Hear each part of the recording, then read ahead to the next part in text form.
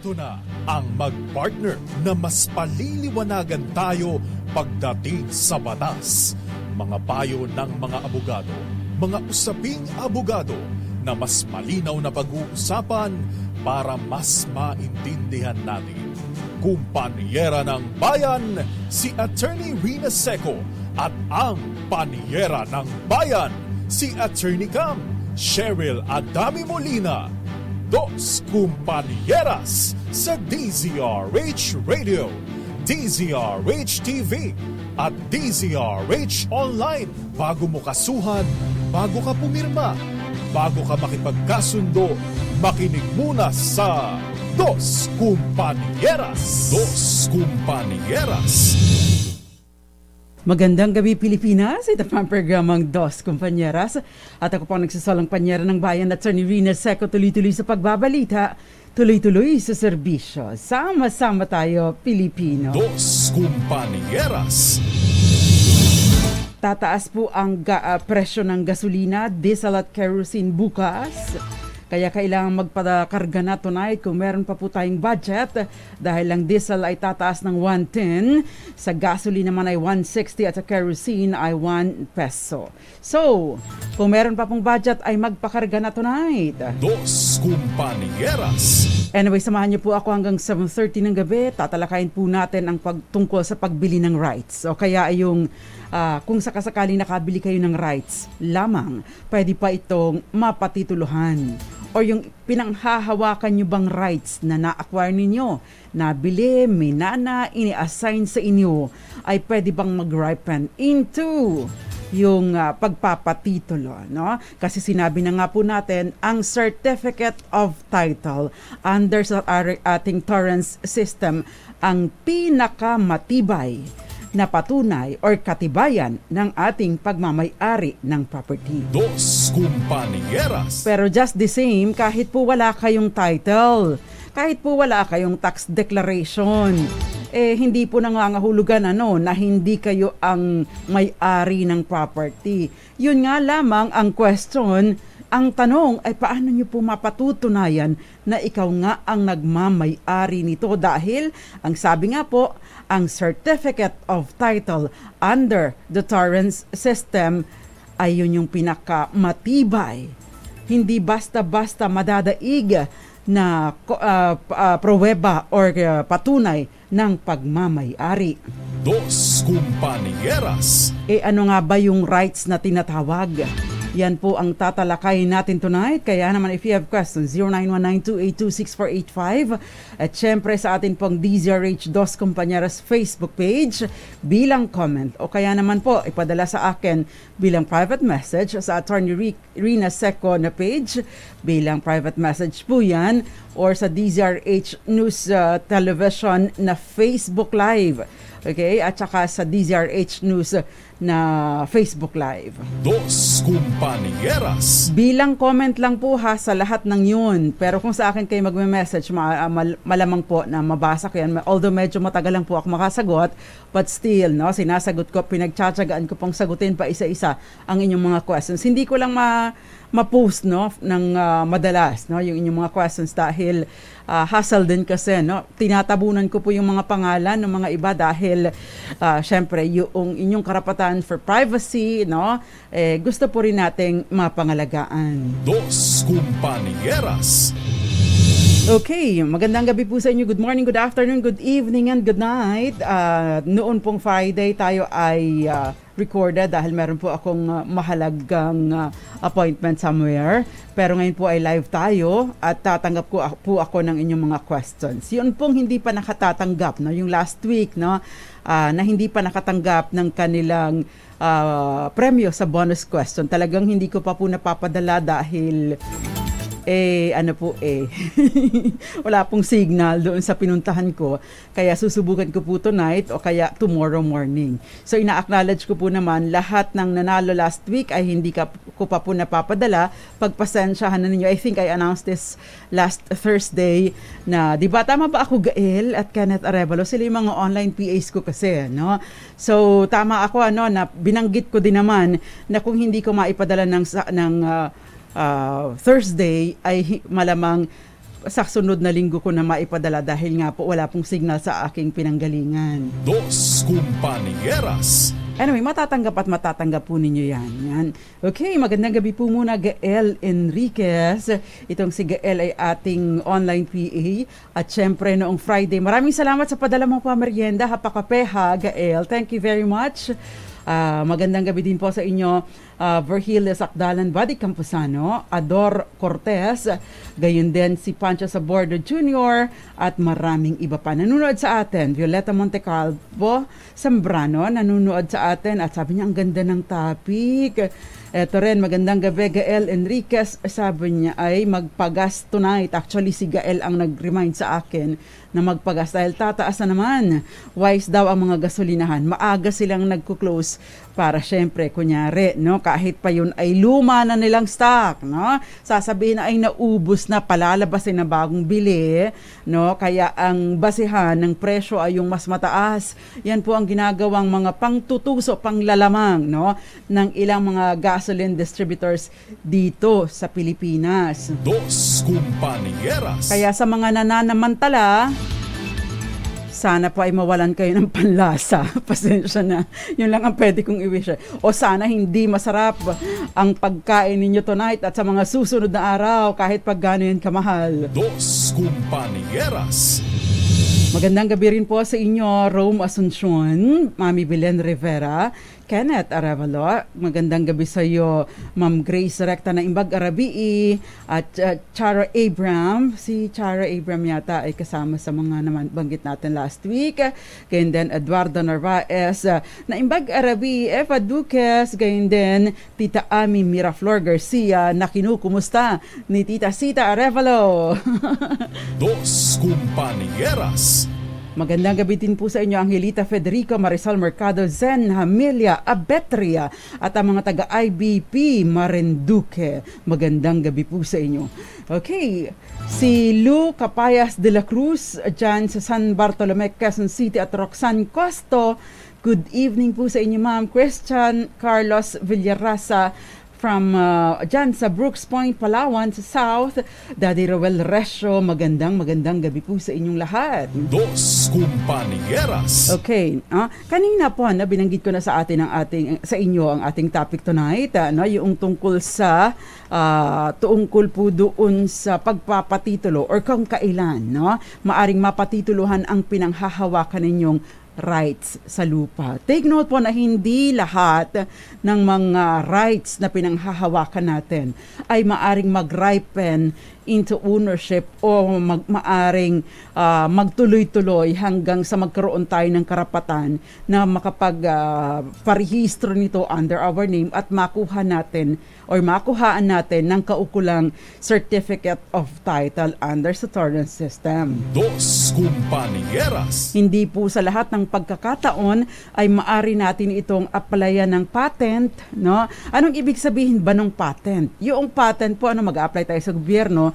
para ma-i-award sa atin ng lupa na matagal na nating either sinasaka, hinahawakan, at ang ating paghawak dito is in the concept of an owner. Ano ba yung paghawak natin in the concept of an owner? Bumabalik po ulit tayo, review dun sa mga nagdaan nating talakayan, open, continuous, hayagan, open, no? Hindi pa sekreto, hindi yung, oy, secret lang yan ha, marites mo sa kanila, hindi ganon, no? So, hayagan, continuous, tuloy-tuloy, no? Sa ilalim po ng bagong batas, yung confirmation of an imperfect title ay binibigyan, no? Ay kailangan ng at least 20 years na paghawak ninyo sa property, sa lupa, in the concept of an owner. Take note po na pinag-uusapan natin dito ay yung mga tinatawag na unregistered land. Wala pang rehistro ever. Wala pa siyang titulo, no? Bagaman at may tax declaration, pero walang titulo. Kasi kung may titulo po ito, kahit 1,000 years na kayong nag-uukupa sa property, for as long as may titulo po ito sa ilalim or na nasa pangalan ng ibang individual, ito po ay hindi maaaring mag-ripen into ownership. Dos Compañeras. Kasi nga po, no, ang titulo ay indivisible. Hindi basta-basta magagapi, hindi basta-basta matatalo ng kung ano paman. no? Kung yung marriage certificate ninyo ay pwedeng mapawalang visa, yung marriage certificate ninyo ay maaring mapawalang visa o maipadeklarang walang visa, mukhang yung mga yung pagpapadeklara na pawalang visa ang titulo, unless of course merong fraud, no? Wala, mas malabo, mas mahirap. Dos Compañeras. Ayan, syempre binanggitan natin open, continuous, no? Exclusive, kayo lang, no? Hindi yung hindi yung papatlang-patlang na, ito kiniklaim niya, tapos ito kiniklaim ko, pagkatapos bumalik ulit ako sa pagkiklaim, hindi po, no? Dapat you have been there in the concept of an owner. But of course, no, may mga pagkakataon naman na ito ay nabili na ninyo, no, yung occupation or pag-possess ng isang tao na pinag-uugatan ng inyong karapatan, ay ika-count po doon sa inyong number of years din naman or panahon din naman ng pag-occupy ninyo sa property. Yun yung tinatawag na stacking of possession. Ito total na parang yung pag-occupy ninyo at pag-occupy niya ay magkakasunod, walang patlang, walang gap, no? So yun po yung tinatawag na stacking of possession. Tuloy-tuloy. Dos Compañeras. Exclusive and of course adverse, no? Yung to the exclusion of others. Kayo lang, no? And of course, yung notorious na pwede ninyong ipaglaban ito kahit kanino man. Isa po sa mga paraan para maipaglaban ninyo ito, syempre, nandun na kayo, nakaposisyon kayo. Pangalawa, syempre, napakahalaga po ng tax declaration. Idineklara ninyo ang property for tax purposes. Kaya, no, kung kayong po ay nag-occupy ng isang unregistered or hindi pa narehistro ever, no, tingnan nyo na po, baka po kasi ito ay pwede ninyong pag-ugatan ng pagmamay-ari later on at makapag-apply kayo ng titulo, ng certificate of title sa inyong property. Just the same, unang titingnan, is it alienable and disposable? Saan po malalaman ito? Sa DENR, Department of Environment and Natural Resources, or sa pamamagitan po ng CENRO, Community Environment Relations, tama ba ko? Office, yan. Dos Compañeras. Resources Office yata, yun yung CENRO. So, sa ilalim po ito ng Department of Environment and Natural Resources. Okay, sabi ni Daddy Roel Resyo ay ang mga nagsasamantala sa kapwa, siguradong kakantahan kayo ni Boy George ng Karma Karma. Come on yata yun, Daddy Roel. Na iba grabe ay Dominador Payoyo. At syempre, magandang gabi din po sa inyo, Miss Jinky Porle Andrade Aleli Bernabe Coronel. At magandang gabi din po sa husband ni Miss Cynthia Coronel na taga dito po sa atin sa Manila, not MBC, kundi sa JBR Ayata po yun. Community Environment and Natural Resources Office. Yun ang CENRO. Thank you very much sa ating online PA, Kenneth Arevalo. Dos Compañeras. Okay, Nico Vlog, magandang gabi sa iyo. Hindi buo yung question ninyo. But anyway, babalikan po natin ang ating talakyan. Meron pa rin po tayong bonus question for tonight, no? Para po sa isang mananalo ng 500 pesos sa ang ating pong bonus question. Okay, bonus question, ang pinakamatibay na patunay ng pagmamay-ari ng lupa? Ipadala po bilang private message sa aking page at doon ko po mapipili yung mananalo tonight. Dos Compañeras. At syempre, sana po ay nakafollow kayo sa ating DZRH Dos Compañeras Facebook page.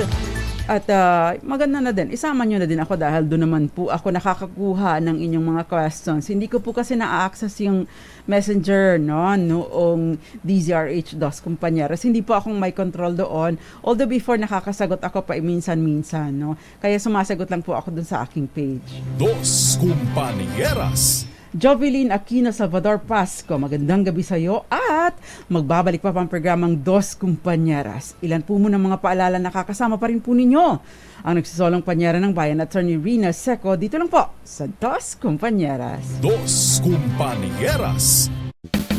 Dos Compañeras. Nagbabalik po ang programang Dos Compañeras. Kasama pa rin po ang nagsasalang panyera ng bayan, Attorney Rina Seca. Magandang gabi sa inyo, Pancho Saborde and Butong Castilla. Anong totoong pangalan mo, Butong? Magandang gabi din sa iyo, Odette Oxales and Dinia Asuncion Herman, Arnold Marco, at si Hachi Gallardo, gayon din si Alexa Malig, Hilaria Pagunuran, Joey Leona Jr., at magandang gabi din po sa inyo, Sir Al Villanueva. Chief, magandang gabi sa iyo, at mga taga-LTO. Dos Compañeras. Eduardo Gallaron, magandang gabi. At syempre, balikan po natin ang ating talakayan patungkol pa rin po sa mga rights na tinatawag. Ang tanong, attorney, kailan nga po ba, no? Binibitin mo ako binibitin mo kami. Kailan nga po ba pwedeng magtuloy-tuloy, no? Ma-applyan na ng Certificate of Title. Ang lupang napakatagal ko na pong hinahawakan or sinasaka or dito na po nakatira, no? Yun pong anong tawag doon? Yun pong inunan.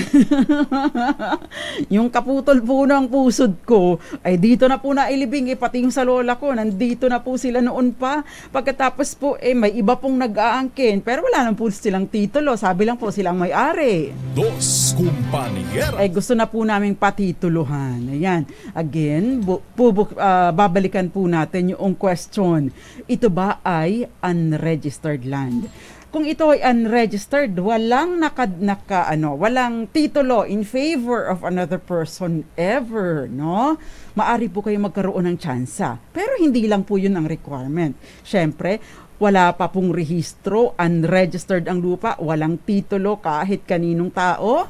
Titingnan, alienable and disposable ba? Ibig sabihin, no, it is capable of private ownership. Kasi lahat po ng lupa dito sa Pilipinas ay pinapalagay na pagmamay-ari ng Estado, except, no, yung mga properties na napatituluhan na ng mga pribadong individual. And therefore, no, kung yung lupa isang unregistered land, wala pang titulo in favor of anyone else or any private individual, eventually, no, kung ma-meet mo yung mga requirements, maaring makapag-apply ka, no, ng titulo or mga iparehistro mo ito sa iyong pangalan. Ayan. Pero meron po ito syempre na proseso.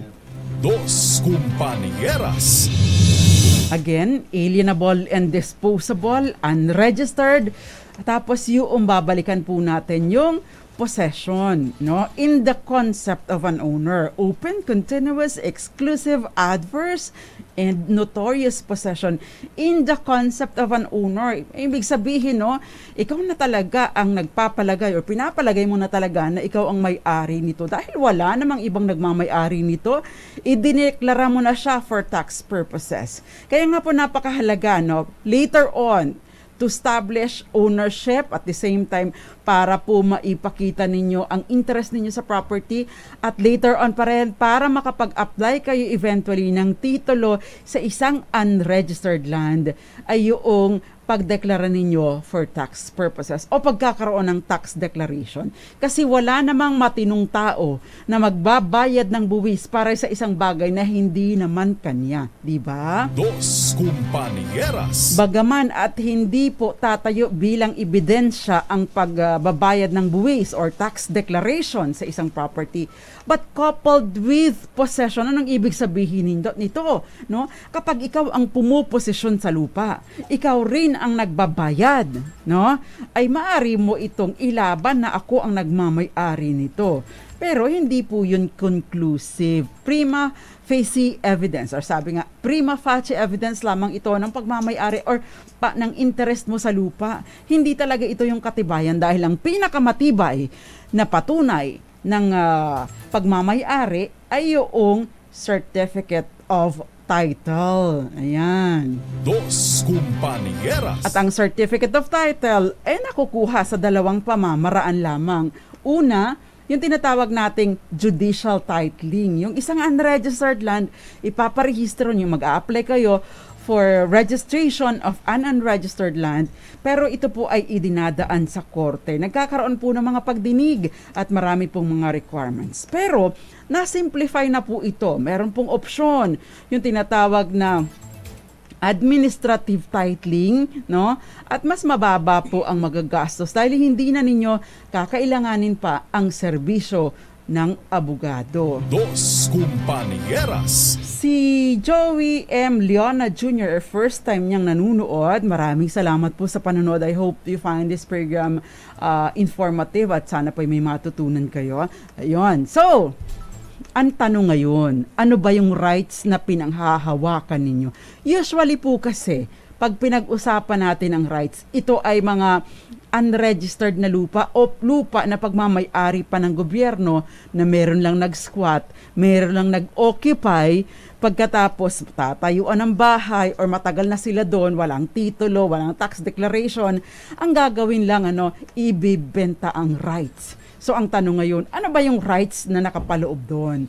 So yun pong rights na na-acquire ninyo o karapatan na na-acquire ninyo ay yun lamang pong na-acquire, ay yun lamang pong karapatan, no, na meron yung pinag-uugatan ng inyong karapatan. Dos Compañeras. In essence, kung ano lang yung karapatan noong nagbenta sa inyo ng rights, no, yun lang po ang nasasalin na rights sa inyo. So hindi po natin ma-pinpoint talaga ano ba yung rights na yun. Dos Compañeras. May mga pagkakataon na rights na mag-occupy lang ng property, no? May mga pagkakataon na rights na maaring mag-ripen into ownership. May pagkakataon na para lang sakahin o itil yung lupa, pero hindi kasali yung pag-apply ng titulo. Dos Compañeras. Meron ding tinatawag na usufruct. Ano ba yung usufruct? Para lang i-enjoy, no, yung gamit sa lupa or enjoy the fruits of the property. At tatanong yung mga pilosopo dyan, bakit may prutas ba? Namumrutas ba? Namumunga ba ang lupa? Hindi, no? Siyempre, kapag dinevelop mo ito, nag-till ka, nagsaka ka, yung mga, yung mga kikitain doon, maari mo pa rin ma-enjoy. Yun yung lang nakuha mo sa usufruct, no? Or maari din naman na pagpaparenta, na-enjoy mo doon yung usufruct, yung bayad doon sa pagpaparenta, yun ang pwede mong ma-acquire. Ayan. So, patuloy po tayo sa ating talakayan. I hope you're following me. Dos Compañeras. Pero kung ang tanong ay, attorney, safe ba ito talaga na bilhin? Mahirap pong sabihin kung safe o hindi. Pero malaki po yung risk ninyo kung sakasakali. Unless, of course, you conduct yung tinatawag din natin na due diligence. Again, ang due diligence, yung iba yung pag-iingat. Anong gagawin mo kapag nagkakandak ka ng due diligence? Abay, syempre, mag-iimbestiga ka. Unang-una, titingnan mo, yun bang nagbebenta sa'yo ng rights na tinatawag na ito? Siya ba yung nakaposisyon doon sa property? Kung hindi siya ang nakaposisyon, abay, anong meron? Bakit? Anong pinag-uugatan ng karapatan niya? Hindi naman pala siya nakaposisyon doon. Take note, this is an untitled, unregistered property. So, kailangan yung nagbebenta sa iyo ng rights ay at least occupant na doon. Pangalawa, no, may tax. No, sino nagbabayad ng tax? Kanino ba ito nakatax? Kaninong nakapangalan ito? Pangatlo, no, importante din po nating malaman, meron bang baka meron po kasing, i-check po ninyo, meron po kasing, baka meron ng pending application sa court for judicial titling dahil ito ay unregistered land. O tingnan nyo din, baka merong application for administrative titling sa DENR naman. No? So mahalaga pong tingnan po ninyo itong mga aspetong ito pagbibili kayo ng property. Dos Compañeras. Other than yung physical inspection, titingnan ninyo, tanongin nyo din yung mga nandun sa barangay. Sino po bang nakatira dito? Matagal na po ba ito? Diba? Kasi yung nagiging problema, lalo na ng mga nagsasangla-tira, magbabayad na lang. Hindi man lang na-check yung property. Yun pala, ibang nakatira, ibang nagmamay-ari. So, yun po ang titingnan ninyo. So, applicable din yung pag-due diligence doon sa sangla-tira na pinag-usapan na natin before, dito sa mga pagtingin kung pwede bang bilhin itong ibinibenta sa atin na rights? Tanungin po ninyo ang mga kapitbahay, ito po bang si Tolitz? Tanungin niyo si Marites, ito po ba si Tolitz? Matagal na po ba dito nakatira? No? Paano po kaya niya ito na-acquire? No? Ito po ba ay wala naman po ba itong gulo? Ayan. Magandang malaman nyo sa mga Marites. Di ba? Dos Compañeras. Yung mga good Samaritans. Di ba? In the Bible, we have good Samaritans. Yung mga pinag-uusapan natin para sa mga, for purposes of due diligence, good Samarites. Ayan. Nagagamit din po yan, ha? Siyempre, titingnan po ninyo sa court. Wala bang application ito for titling? Yan. Napakahalaga po nitong mga bagay na ito. Otherwise, kung basta na lang kayo sasabak dahil, ay, mura. Ay, baka po lipad pera nyo. Mabuti pa yung lobo. Nahawakan nyo, na-enjoy nyo saglit bago lumipad sa alapaap. Diba? Dos Compañeras. Divina Flores, gayon din kay Marcelo M. dyan sa Masbate. Magandang gabi po sa inyo. Itong si Ellis Gray. Good evening, Attorney Rina. Tanong lang po, may lupa po kami over 30 years na naka-tax deck. Timberland pa rin ang classification po. So paano po mako-convert into A and D so we can apply for titling? Actually, Ellis Gray, no? Wala tayong hold dahil ang Kongreso at ang executive lang, ang pangulo lamang ang maaring mag-reclassify ng mga ito, no? Kasi po marami pong mga classifications ng lupa. Yung residential, of course, ito ay alienable and residential, commercial, industrial, agricultural, ito po yung mga alienable and disposable, capable of private ownership. Pero pagka ang pinag-usapan natin ay timberland, forestland, military reservation parks, ano ba yan? Yung mga shore, yan. Hindi po yan maaaring mapatituluhan. Kaya nga po, no, napakahalaga na antayin ninyo. Ellis Gray, pwede po ninyong gawin, mag-apply po kayo ng mga, may tinatawag tayong SIFMA, Socialized Industrial Forest Management, Management Award, yung mga ganon. So SIFMA, maari po kayo maging parang caretaker ng property. And then later on, kung sakasakali po magkaroon ng reclassification, malaki po ang chance na kayo ay makapag-apply ng titulo under your name. Dos Compañeras. So yun po ang strategy kasi wala naman tayong hold, no, kung paano natin, kung kailan or paano mapapadeklara, no, na alienable and disposable ang property. Timberland is forestland po, para dun sa mga ibang nakikinig natin na hindi masyadong familiar. Chona, magandang gabi sa iyo dyan sa Las Piñas City. Nolly Flores sa barangay Calantas, Kasiguran, Aurora. Magandang gabi po sa mga taga Aurora. At syempre may mga questions pa dito na babasahin natin. Magandang gabi sa iyo, Tina Poblete Salva, and of course, Sharon Cabanlit, Arnold Villaluz Marco, nakikinig gabi-gabi sa ating programa.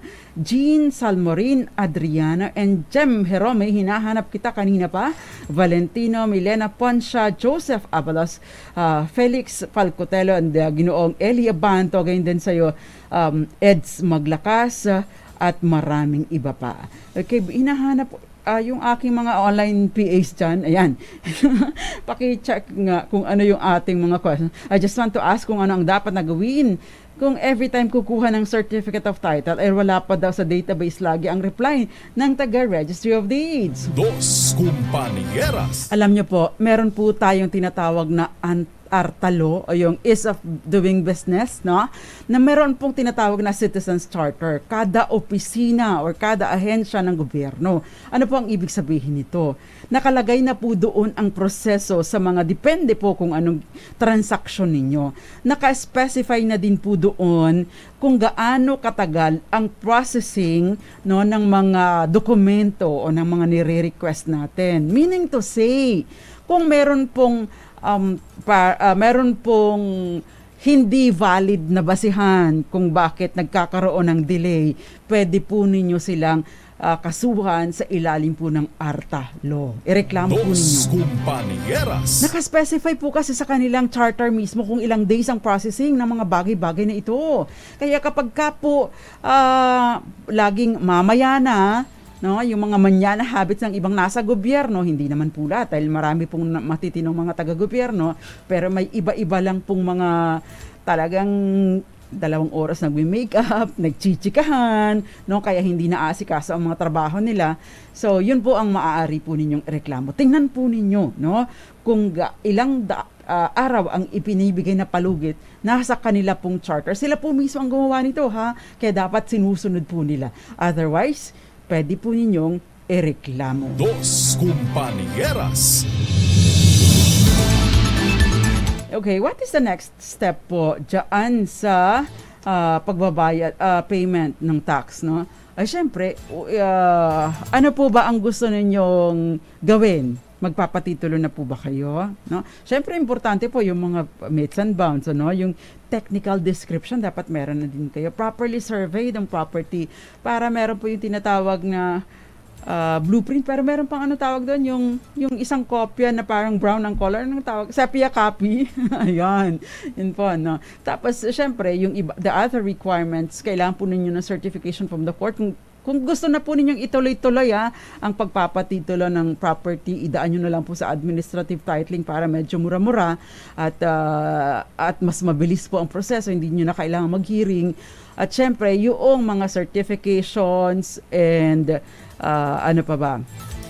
Pati sa barangay, meron pong 2 affidavit of 2 disinterested persons na magpapatunay na you have been the occupant of that property, you have been in possession of property for X number of years. Gayon din po makakatulong ang barangay sa inyo.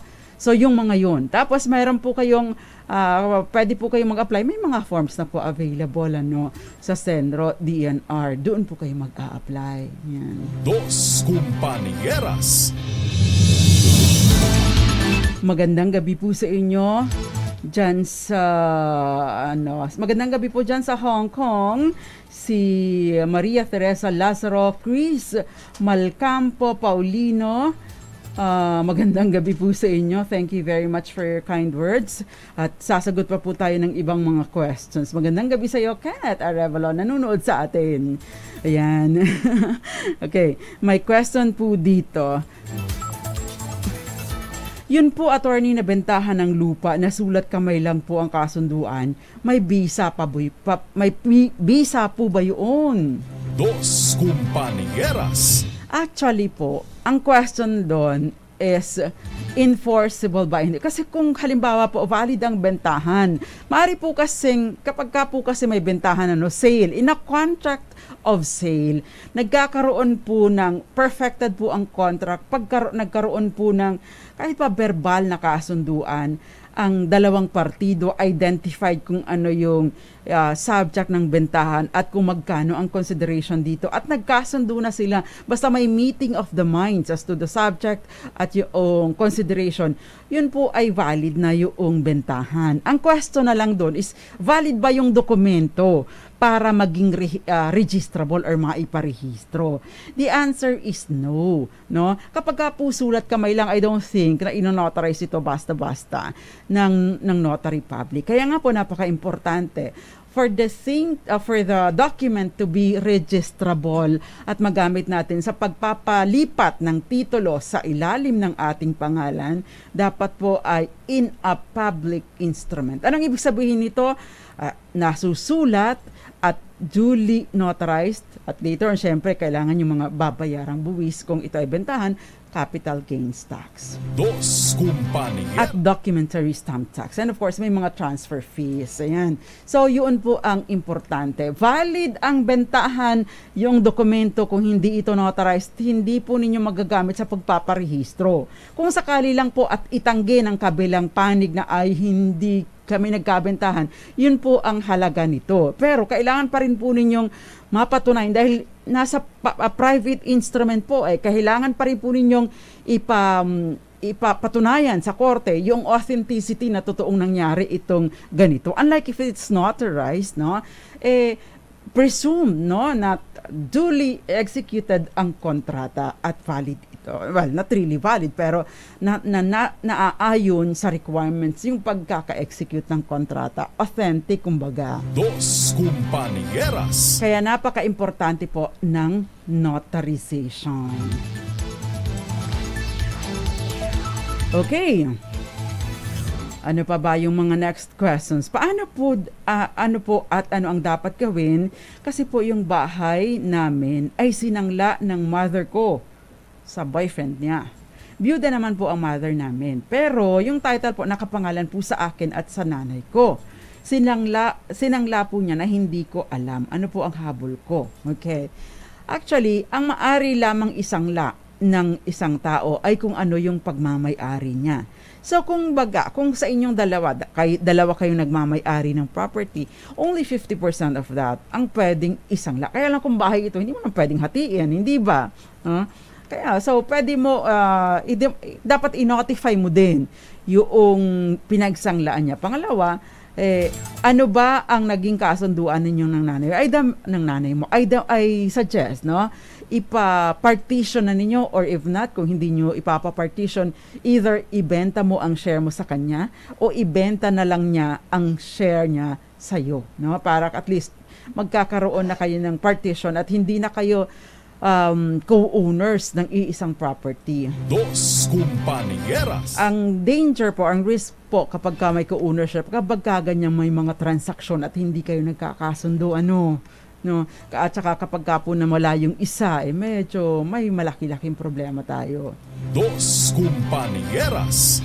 Ayan, babasa pa tayo ng isang question. Sabi niya, attorney, gusto po ng buyer na doon kami pirmahan sa barangay ng deed of sale para daw po sigurado na may visa ang deed of sale. Totoo po ba na kailangan humarap kami sa barangay para magbentahan ng lupa? Ayan. Dos Compañeras. Actually, wala naman pong mali, walang masama, pero wala rin pong epekto pagdating sa validity yung presensya ninyo doon or presensya ng mga taga-barangay. Ang magiging controlling doon ay nagkasundo ba kayo, nagkapirmahan at may consideration, yun lang po yun. Ang maganda lang, no, ipasulat ninyo agad, written at ipanotaryo ninyo kaagad. Hindi po sa barangay magpapanotaryo, sa notary public, yung legit, no? Dahil marami po mga fly-by-night na mga notary public kuno. Dos Compañeras.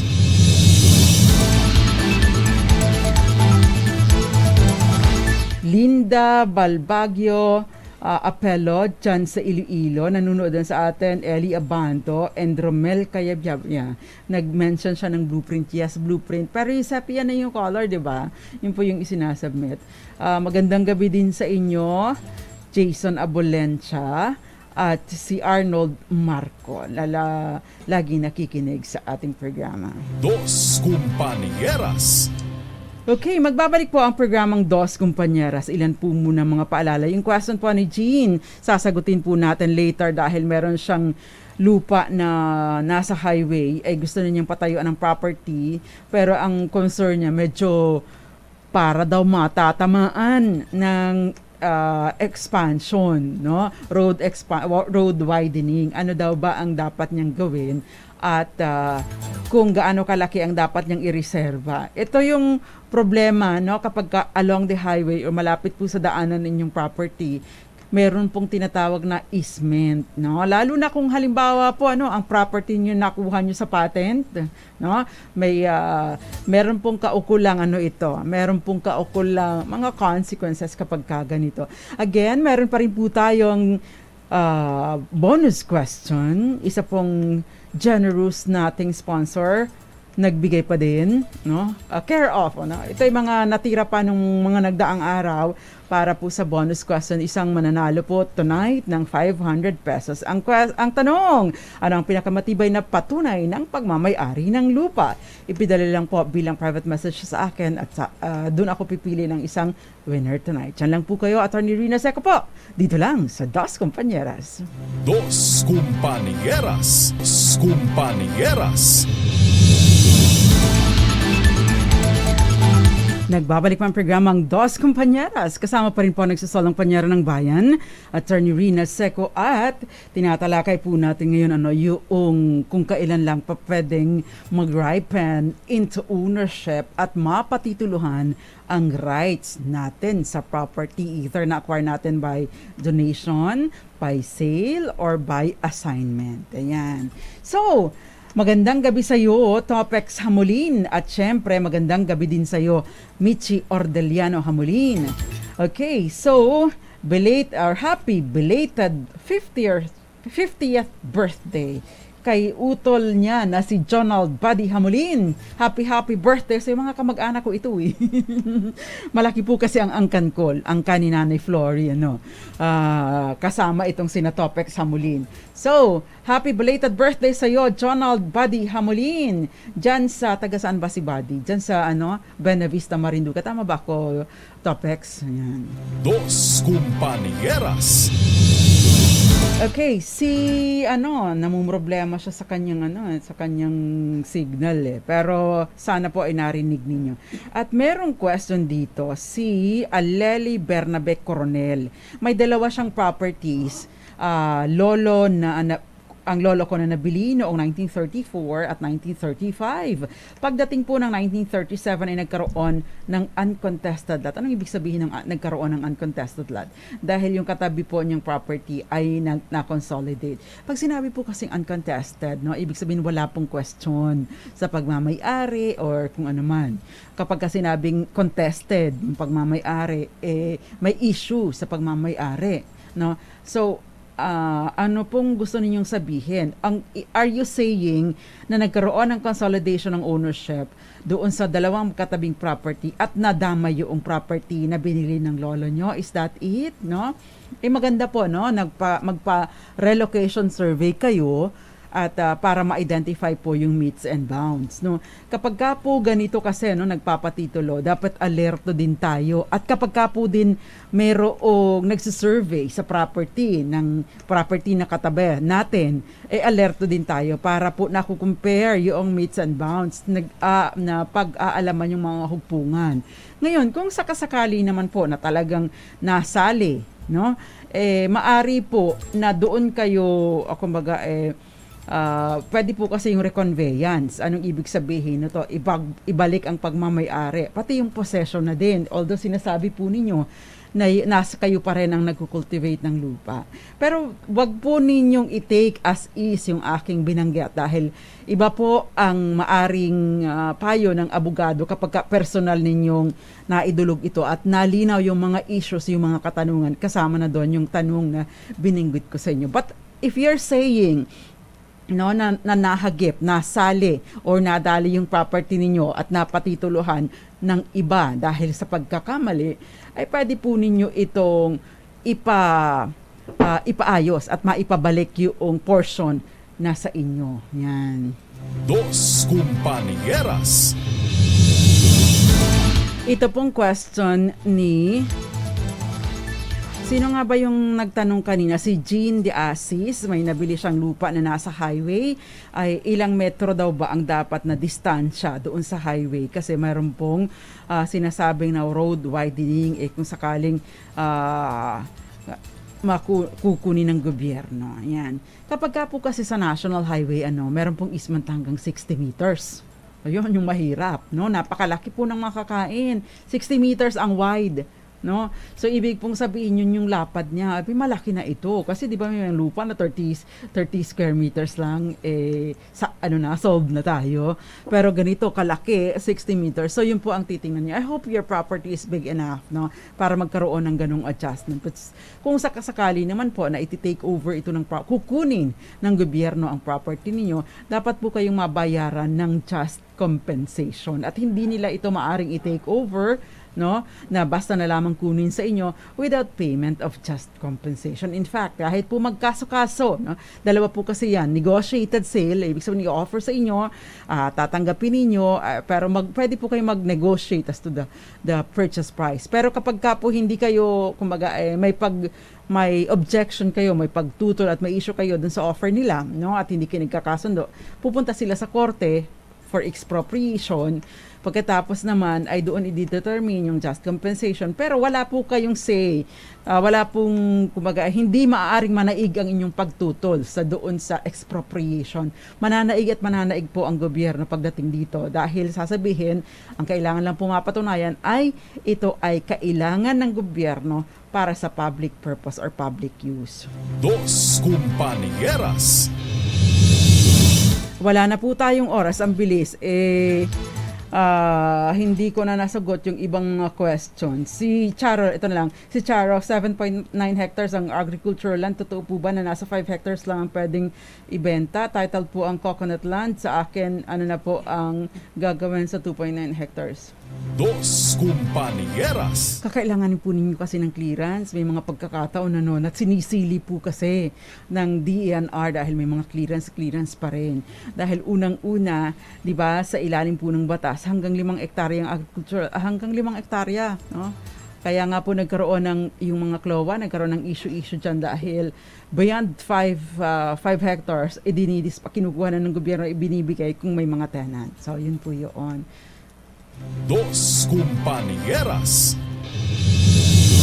Anyway, ang atin pong, ang bilis ng oras, pero magsasama pa naman tayo bukas. Andito rin po ako bukas hanggang Friday, unless of course magkaroon ng emergency. Pero tuloy-tuloy po tayo sa DZRH Dos Compañeras. So maraming salamat po sa pagsama ninyo sa akin sa tonight. No? Thank you very much. At sana po samahan niyo ulit ako bukas. Hachi, Gagliardo, magandang gabi sa iyo. At yung mga nanunod pa sa atin, Tita Ami Miraflor Garcia, Ati Lili Baradin, Ati Ching Elag, Tita Sita and Tita Sani, Tita Mimi Arilia, maraming salamat po sa masarap na palunch. Dos Compañeras. Of course, kay Mick Arilio. Thank you very much. At ang question po natin, ano ang pinakamatibay na patunay na pagmamay-ari ng property? Ang sagot, Certificate of Title or Torrance Certificate of Title or titulo ng lupa. Yan po ang sagot. I'm sure, wala namang namali, ano? Thank you very much sa pagsama niyo. At ang nanalo po sa atin tonight, no? Ginoong Valentino Milena Poncia, ang sagot niya, Certificate of Title. Congratulations sa iyo!